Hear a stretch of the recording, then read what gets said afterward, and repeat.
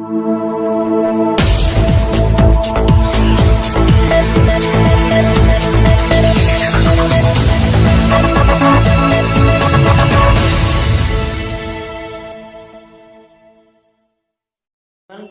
हमारे बीच लाइव होके न्यूज़ में तशरीफ़ लाए जनाब मुनव्वर अली खान साहब, जो कि मुस्लिम महासभा प्रदेश अध्यक्ष, मुस्लिम महासभा के प्रदेश अध्यक्ष और गंगा जमुना तहजीब के योद्धा और ज़बरदस्त कमर्ट समाज सेवी मुनव्वर साहब हमारे बीच मौजूद हैं।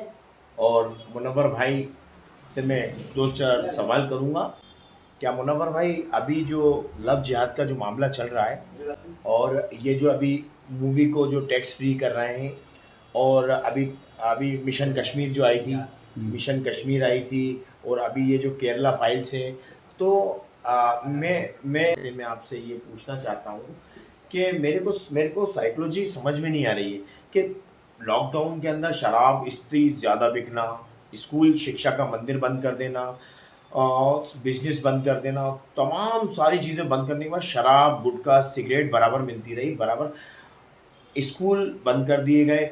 तो मतलब हमारे को समझ में नहीं आता क्या हम मतलब शराबी बन जाएं, गुटखा खाने वाले, सिगरेट पीने वाले, लव जिहाद, लड़ाई झगड़ा, या कहीं भी जो है कि भगवान राम के नाम पे मारा जाता है, कभी भी कहीं भी लव जिहाद या किसी भी तरह का कोई हीला बहाना लेके मारा जा रहा है, मूव लॉन्चिंग हो रही है, खूब ज़्यादा लड़ाई झगड़े हो रहे हैं।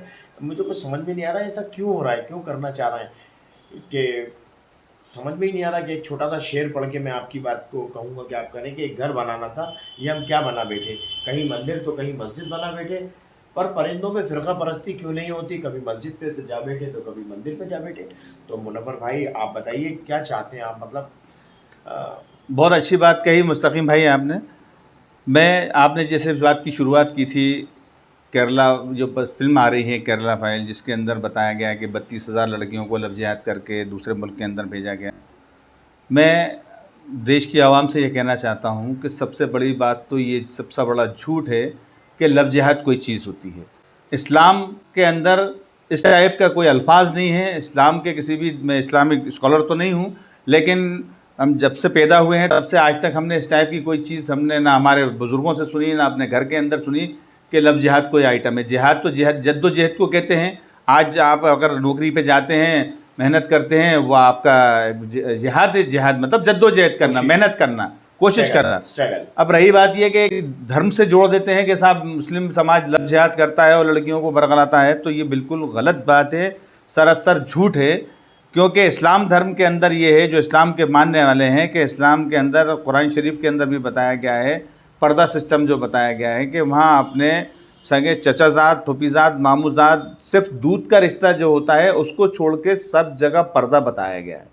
जिस मज़हब के अंदर इतनी पाकीज़गी बताई गई है, पर्दा दोनों के लिए है, लड़के के लिए भी है, लड़की के लिए भी है। हद तो ये है कि आपका अगर क्या कहते हैं जी, किसी के घर के अंदर आप जाएं तो आप उन औरतों का सामना नहीं करें, अपनी नज़रों को नीचे रखें। जिस मज़हब में ये सिखाया गया हो, इतना पर्दा बताया गया हो, उसके बाद अगर खुदा ना खास्ता कोई मुस्लिम लड़का मुस्लिम लड़की से कोई अगर धोखे से ज़िनाकारी कर दे, तो इस्लाम के अंदर उसकी बहुत सख्त सज़ा है। उसके अंदर तो ये बताया गया है कि पत्थरों, ज़मीन के अंदर खड़ा करके पत्थर मार मार के उसको संसार कर दिया जाता है। इतनी सख्त सज़ा है। तो वो मज़हब किसी कीमत पे ये चीज़ नहीं सिखाता। ये एक नेचुरल फिनोमिना है, और जब से दुनिया बनी है तब से चला आ रहा है कि कोई लड़की किसी से मोहब्बत करने लगी तो वो उस मज़हब उसमें उसके साथ चली गई। इससे मज़हब का क्या लेना देना। आज सैकड़ों के वाक़यात ऐसे हैं कि जो मुस्लिम समाज की लड़की गैर मुस्लिम समाज के लोगों के साथ चली गई, गैर मुस्लिम समाज की लड़की मुस्लिम समाज के लोगों में चली गई, क्रिश्चियनिटी में चली गई, क्रिश्चियन के लोग आ गए। ये एक कुदरती फिनोमिना है। हाँ, बिल्कुल। वो जो मोहब्बत का है, जो चला आ रहा है, उससे किसी भी धर्म का कोई लेना देना नहीं है। लेकिन कुछ सो कॉल्ड पॉलिटिकल लोग इसको धार्मिक इशू बना के आपस के अंदर जो नफरत फैला रहे हैं, ये सबसे बड़ा देश के लिए एक कहूँगा कि बड़ा नुकसान है, और आने वाली पीढ़ी इससे बहुत ज़्यादा नुकसान उठाएगी। और मैं देशवासियों से यही कहूँगा कि अपने अपने धर्मों पर चलें, अपने अपने धर्मों के अंदर जाके देखें। जबकि हिंदू धर्म का भी मैंने मालूम करा कि हिंदू धर्म में भी जब तक शादी नहीं हो सकती जब तक वो लड़की हिंदू ना हो। बिल्कुल बिल्कुल। इसी तरीके से मुसलमान के अंदर भी, मुस्लिम के अंदर भी जब तक कोई मुस्लिम लड़की इस्लाम ला लेके आए, गैर मुस्लिम लड़की अपनी मर्ज़ी से मज़हब को पसंद करके इस्लाम कबूल करती है, उसके बाद अगर वो किसी से शादी करना चाहे तब शादी होती है। हमारे यहाँ ये नहीं सिखाया जाता, इस्लाम के अंदर बिल्कुल नहीं है कि आप किसी गैर मुस्लिम लड़की को लिए घूमो, पार्कों में घूमो और आप उससे अपने कोई जिस्मानी रिलेशन बनाओ और फिर उसके बाद एक उसको देखो साहब कोर्ट मैरिज कर ली। इस्लाम इसकी इजाज़त नहीं देता, ना लड़के को देता ना लड़की को देता।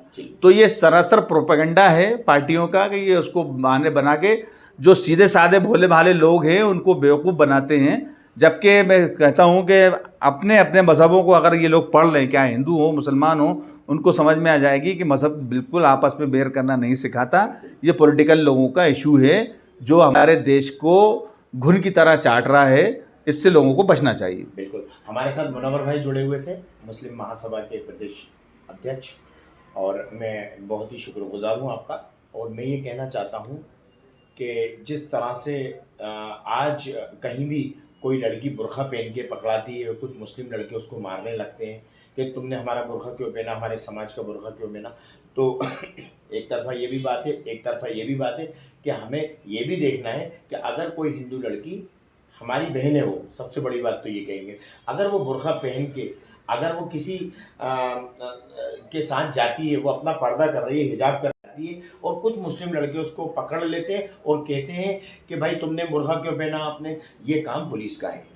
पुलिस कहाँ गई, अदालत कहाँ गई? आप सज़ा नहीं दे सकते। अगर बजरंग दल के लड़के किसी मुस्लिम लड़की को पकड़ते हैं तो बजरंग दल का काम नहीं है कि बजरंग दल सज़ा दे।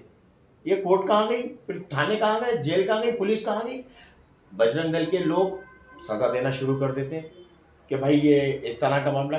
और कुछ असामाजिक तत्व जो मुस्लिम लिबास पहन के लड़की को कहते हैं तुमने बुर्खा क्यों पहना, और उसको अगर भाई कहीं भी आपको इस तरह का मैसेज दिखता है तो आप फौरन थाने को बोलो। भाई आप कोई क्या हो, लड़की बालिग है, लड़का बालिग है, वो चाहे मुस्लिम के साथ जाए चाहे वो हिंदू के साथ जाए, हिंदू मुस्लिम वो दिलों का मामला है, भाषाओं का अंतर है।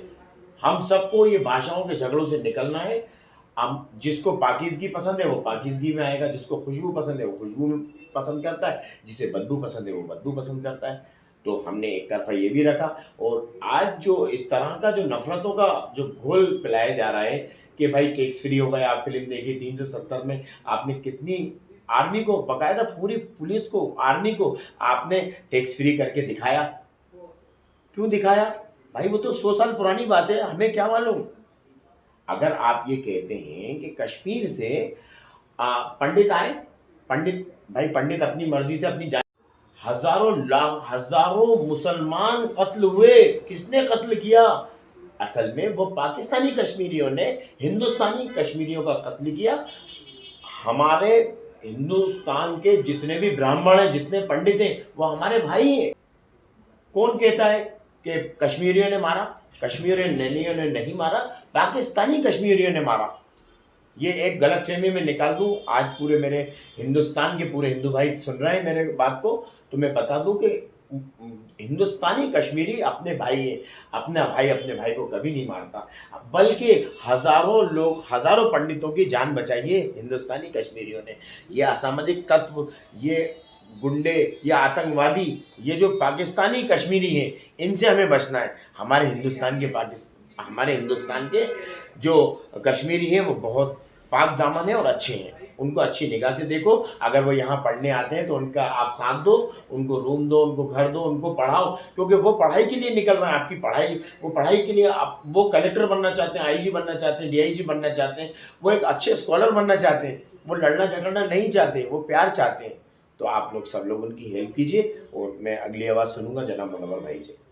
भाई जिस तरीके से आपने ये वाली बात कही कि बुरखे वाली बात, तो मैं हमारे नौजवान लोगों से ये कहना चाहता हूँ कि जिस तरीके से अभी कुछ दिनों पहले मैंने देखा कि सोशल मीडिया के अंदर कुछ बुरखे को लेके और वीडियो वायरल हो रहे हैं, तो मैं उन लोगों से ये कहना चाहूँगा कि अगर आपको कोई शक शुबा लगता है कि हमारी बहन किसी गैर मुस्लिम के साथ जा रही है, तो सबसे बड़ी बात तो ये आपको उस पर तंबी करना है। तो उसका तरीका ये नहीं है कि आप बीच सड़क पर उसको रोको और उसका वीडियो बनाओ। हमारा काम ये है कि हम उसके घर का पता मालूम करें, उसके घर के पास जाएं, उनके घर वालों से कहें कि ये गैर इस्लामी काम कर रही है, इसकी काउंसलिंग करें। अगर आप उसकी वीडियो वायरल करते हैं तो उसको बहुत डबल नुकसान हो रहा है। एक तो ये कि उस लड़की की बदनामी हो रही है, दूसरे ये है कि समाज की बदनामी हो रही है। इसी तरीके से अगर आप ये देखें कि कोई गैर मुस्लिम लड़की बुर्का पहने हुए है और वो शो ये कर रही है कि हम मुसलमान हैं और कोई गैर मुस्लिम लड़का भी उसके साथ है, तो बिल्कुल किसी कीमत पे भी आप उसका बुर्का ना उतरवाएं। आप सबसे पहले नज़दीकी पुलिस स्टेशन को आप एक फ़ोन कर सकते हैं या उनको मैसेज दे सकते हैं कि साहब कोई गैर मुस्लिम लड़की है वो बुर्का पहने हुए है। तो आप हो सकता है वो एक बुर्के के शौक़ से पहनी हो सकता है कि वो कोई घटना करने के उसमें मूड में हो सकता है कि वो आप लोगों को चिढ़ाने के लिए कि हम मुसलमानों को चिढ़ाएं कि देखिए हम गैर मुस्लिम के साथ मुसलमान लड़की जा रही है, या आपको भड़काने के लिए हो, दंगा भड़काने के लिए भी बुर्का पहन सकती है। तो इन चीज़ों पे हमें ध्यान रखना है। ये नहीं करना कि हम उसका वीडियो बनाएं और उसका बुर्का खींचें। ये इससे नुकसान क्या होगा, एक तो आप गैर कानूनी काम करेंगे, गैर कानूनी काम करेंगे तो आपके ऊपर केस लगेगा। तो इसलिए सबसे अच्छा कानून का सहारा लें। कानून के अंदर अब भी सुनवाई होती है। आप नज़दीकी थाने पे फ़ोन करें कि साहब हमें इस तरीके से कोई ऐसा लग रहा है कि हो सकता है कि मुस्लिम वेशभूषा बना के कोई घटना करने के लिए तैयारी हो, या हो सकता है कि दंगा भड़काने के लिए इस टाइप से छेड़छाड़ का बहाना बनाने की तैयारी हो। तो मैं यही कहूँगा कि सोशल मीडिया को चलाने से पहले बहुत 100 बार सोचें कि वो लड़की भी किसी की बहन है।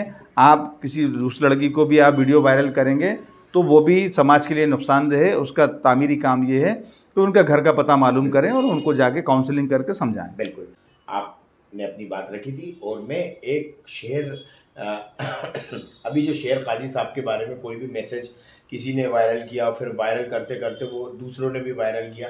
भाई इतने खूबसूरत, इतने प्यारे रहबर, इतने ज़बरदस्त मुत्तकी परहेज़गार ऐसे इंसान के लिए वीडियो वायरल करने से पहले बहुत सोचना चाहिए, समझना चाहिए। दूसरी बात, और मैं शेर काजी साहब से और पूरे जितने भी कौम के रहबर हैं, हमारे पूरे हिंदुस्तान के जितने कौम के रहबर हैं, मैं उन सबसे एक इल्तिजा गुजारिश करना चाहता हूँ।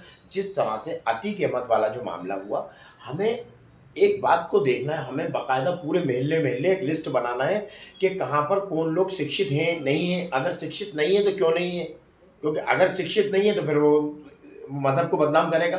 तो हमें इसकी सूचना पत्र बनाना है एक बाकायदा कि कौन इंसान अनपढ़ है, कौन क्या है, क्या काम करता है। एक बात मैं ये बड़ी बात कहना चाहता हूँ कि जिस तरह से मुसलमानों को किसी भी नाम से बदनाम करना जाता है, वो नहीं होना चाहिए। अगर कोई अतीक अहमद है, अगर वो गुंडा लिस्ट में है, ब्लैक लिस्टेड है या असामाजिक तत्व है, तो उसे हमारे मज़हब से हटा देना चाहिए कि भैया शेर काजी साहब ने इनको कह दिया है कि आप ये मज़हब का नाम लेके कोई कारोबार नहीं करें, मज़हब का नाम लेके कोई नहीं करे। क्यों? क्योंकि मोहम्मद सल्लल्लाहु अलैहि वसल्लम का दीन जो है इतना प्यारा दीन है कि जो बूढ़ी अम्मा जो रोज़ कचरा डालती थी, आप सल्लल्लाहु अलैहि वसल्लम उसका हाल पूछते थे।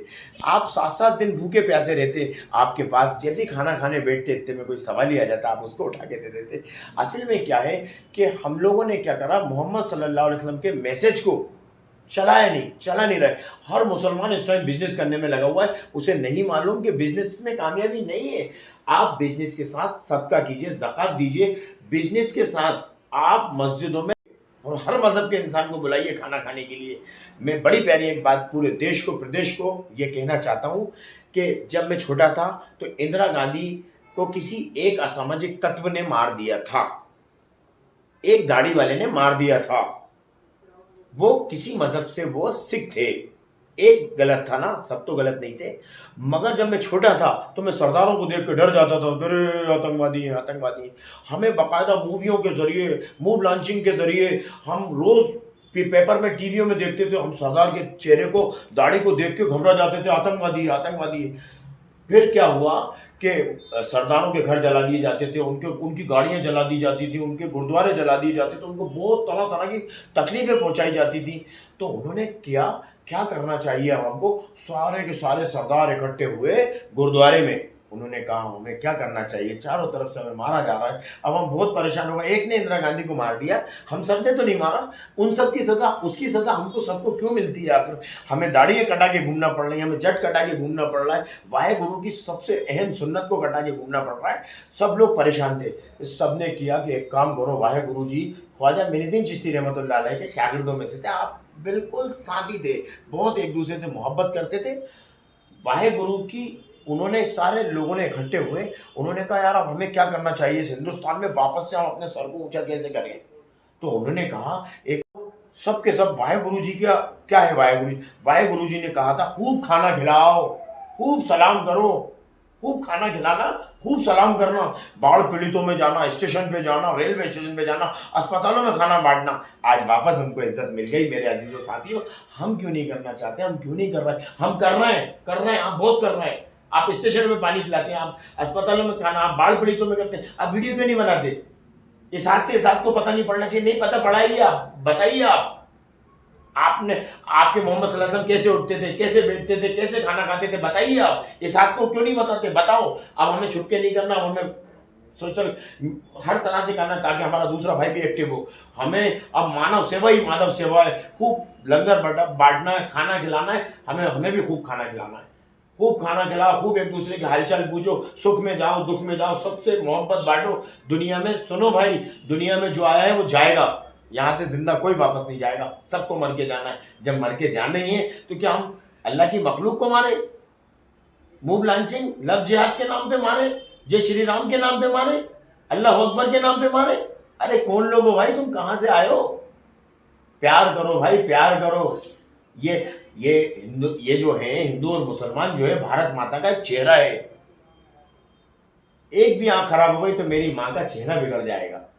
आओ हम सब मिलके इस माँ के चेहरे की रक्षा करें। वसुंधैव कुटुंबकम, हम सब एक वसुधा से, हम सब का बाबा एक, हम सब की माटी एक, हम सब का मालिक एक।